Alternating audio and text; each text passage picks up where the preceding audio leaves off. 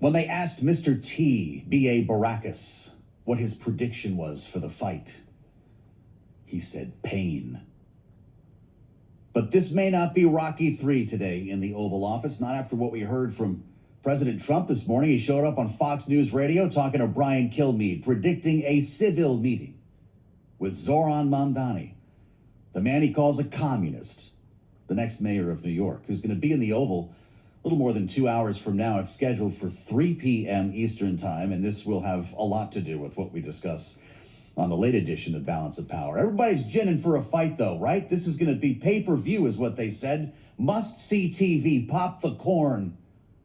You know, when we start talking like that and creating these expectations, it usually doesn't happen, right?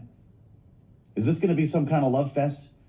The president's saying, again on Fox, quote, "I was hitting a little hard too, in all fairness." What?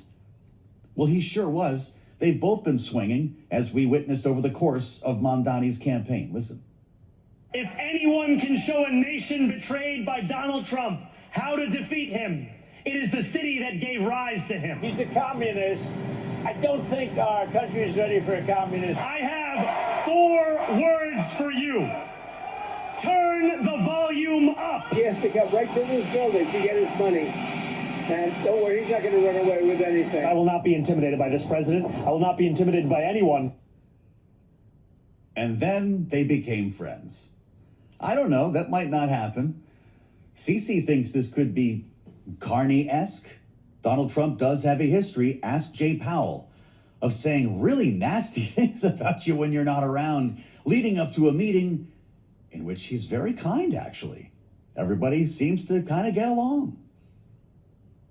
Let's see what the panel thinks. They've had a minute to settle on this. Rick Davis and Jeannie Sheehan Zaino are back on a Friday, which means it's a good one. Bloomberg Politics contributors Jeannie Sheehan Zaino, democracy visiting fellow at Harvard Kennedy School's Ash Center. Rick is partner at Stone Court Capital, our Republican strategist. What do you think after hearing all of that, Jeannie, and what the president said today? I mean, it's going to be a civil meeting. Are these guys looking to get along? I'm still back on your reference to Mr. T, Joe. That just threw me back several years. Or decades. You know, it is, yeah, decades, that's true. It is a clash of the men from Queens who are themselves separated by decades. I mean, they are not only, you know, so different ideologically, but they are so different generationally. And I think each has a grudging respect for the other. And you've heard some of that in the comments, as nasty as they have been. And of course, I think it is an opportunity for Donald Trump to focus where he ran on and has lost his way, which is affordability, and for Zoran Mamdani to go into the lion's den, so to speak, and to come out unscathed. So they both got their work cut out for them. I can't imagine they don't have a press pool, or maybe I'm just hoping. But I do think it's an opportunity. I was so glad you mentioned Jerome Powell, because I think for all the people who have gone in and out of the White House, I think Jerome Powell did it in a way that people should try to emulate. He has handled this masterfully. And so I think he's the one that I would look to as sort of an example of how to stay your ground and not to get wrapped up in the performative nature of it all. What do you think about that, Rick? Donald Trump does have a pattern of talking tough. It's kind of like road rage, but then all of a sudden you get out of the car, you're pretty nice to that person who was tailgating you. I don't know. Sometimes that happens. And sometimes the trash talk continues right into the Oval Office. Yeah. I err toward the Mr. T line. I pity the fool. I think that Mamdani's walking into something that, maybe he thinks, oh, this is what I should be doing as a mayor-elect. I should be, checking the boxes with all these powerful people who hold sway over the city. How do I work with them? This is the first Republican that he's really having that conversation with, and a MAGA Republican. So we may not know what happens inside that room. I mean, certainly the president is turning down the temperature on this meeting quite a bit, not currently showing that it's going to be a press pool. Certainly the press pool is going to be pretty pretty sweet to Mr. Trump. I mean, it's Fox and MK Media and Newsmax. And I mean, like, when your press pool is basically all your greatest supporters, it's kind of hard for Mamdani to think he's going to get a fair shake if they do come in. But my real question is, regardless of what happens in the meeting, is the mayor going to go out, and do a, press veil on the, front lawn of the White House, like so many of these guys do after they meet with the president? Yeah. Because I think that could be more telling than if we're not going to see inside the Oval Office. So we'll see. I think it could be full of surprises. That was okay. Great insider take. You're right. The Mamdani might come out to the sticks, as they call it, the stake out in the driveway. And just like you'd see Chuck Schumer come out there, that was a terrible meeting. And they kind of frame things the way they can in front of the media. By the way, he just posted on Twitter this morning a shot from the airplane. We don't have that, do we? To show everybody. Look at this. There's no writing, just an airplane emoji smiling. Is that first class? What do we think, James? I can't tell that. Either that or he's sitting. You think that's Coach? That seat, I don't know if that's Coach. Just curious.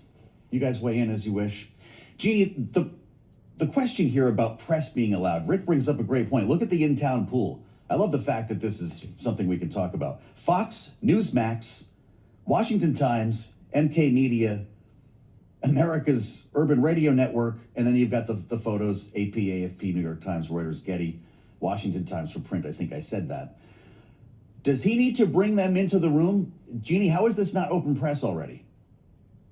Yeah, I can't imagine. It's going to be the best TV of the day, if not the week. So I can't imagine either one of them. Exactly. Avoid it. But, they say so far, I believe that it's closed. And absolutely, it is a friendly press corps. If they're not friendly, he berates them, yells at them, shames them, threatens their licenses. But I don't think anybody should estimate Zoran Mamdani's skills here. He came blasting out of nowhere in New York City, literally with almost 1% name recognition, because he went into those boroughs that increased their support for Donald Trump after the 2020 election. And he asked those people creating viral videos along the way, why did you turn to the president? Every time he heard it was about the economy, about affordability, and he's so disciplined, he has stayed on that message. Also, throughout the campaign after the primary, he went and he spoke to business leaders. He went and he spoke to Jewish leaders, people who opposed him, people who don't support his policies.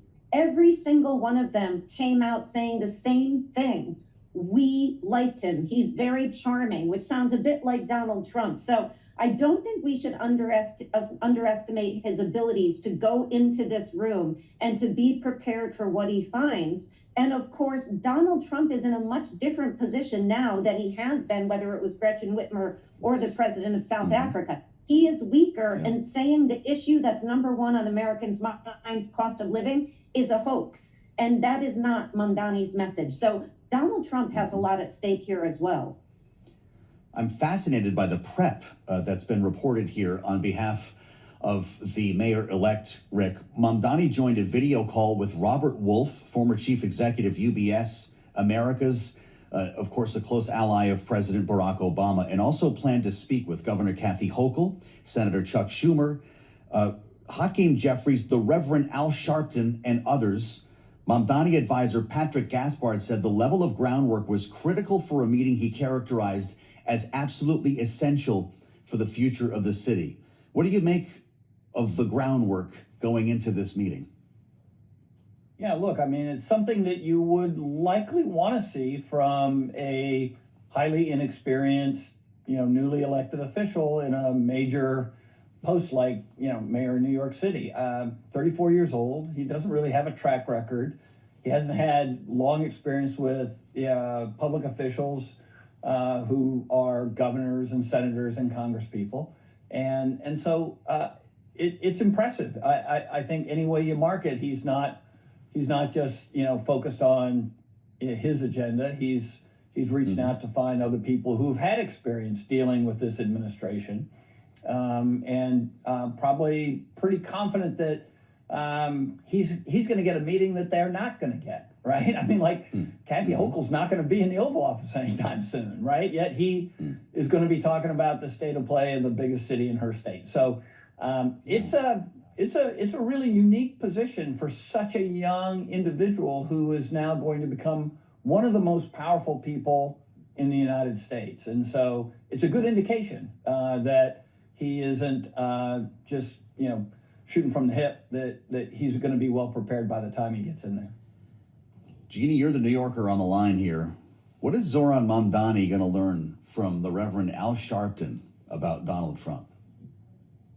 Oh, a lot. Al Sharpton and Donald Trump, as we know, famously go back decades. Al Sharpton has spent a lot of time with Trump. So, it is an impressive array of people he's spoken to. But this is the Zoran Mamdani we've come to know. He is always, at least tries to be the most well-prepared in the room. And I know that that is what he is aiming to do. He's going to try to be strong. He's going to try to focus on New York and the issue of cost. He is incredibly disciplined in that way. And I also think it's really important to just note that in the last few days, he had a big win in terms of keeping the police commissioner, Tish. She is going to serve under his administration. And that takes away the argument of those who are saying the city may careen towards, an unsafe, anti-police, all of this stuff. Jessica Tish, they met many times. And she said they share a vision and she's going to remain. So he's even early on had some wins like that. Rick, we've got less than a minute. If you're Mamdani, do you show up with an entourage or do you show up alone? My understanding from what I read this morning is he's got, 5 or 6 folks coming with him, none of which are over the age of 32. So it's a young, sort of excited crowd of advisors and staffers who will accompany him, and that seems appropriate. The optics are going to be fascinating. Is Lena Khan going to be sitting in the Oval? I can't wait to see this. Of course, if they allow the reporters in.